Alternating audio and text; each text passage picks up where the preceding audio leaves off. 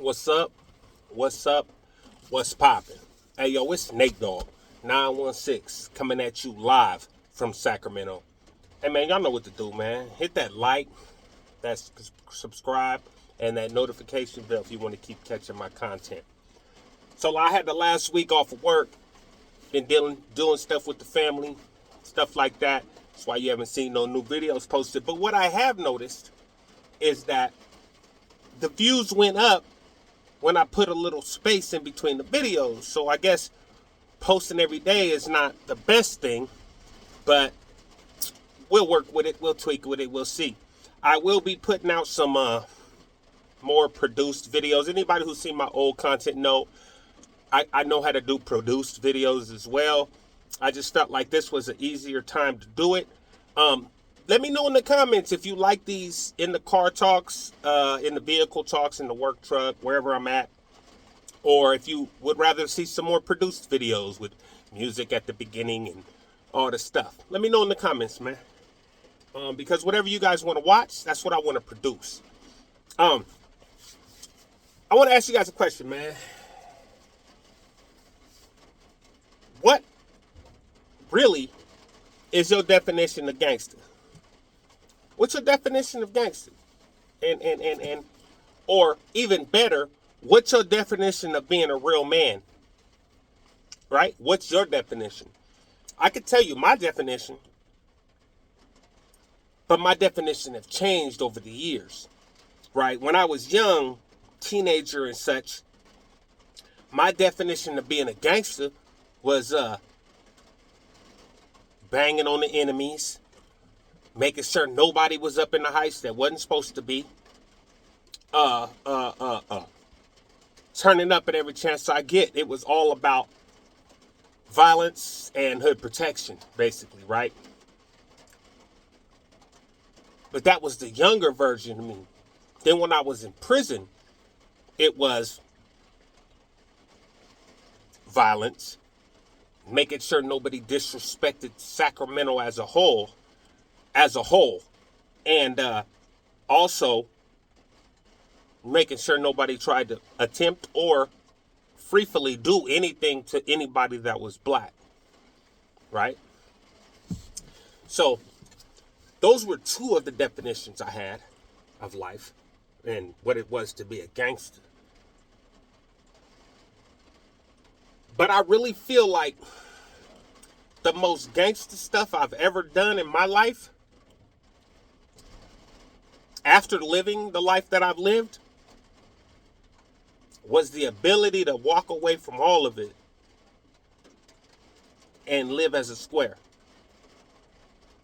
I used to be offended, literally offended, if someone was to even attempt. Because a lot of times I've had people say, homies of course, oh, you talk like a square.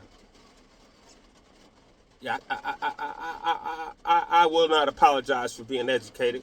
No matter what life I chose, that doesn't mean I wasn't consistently learning throughout my life.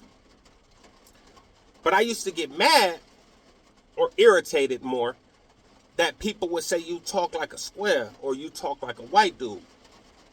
Yeah, I definitely didn't like that. But I walked away from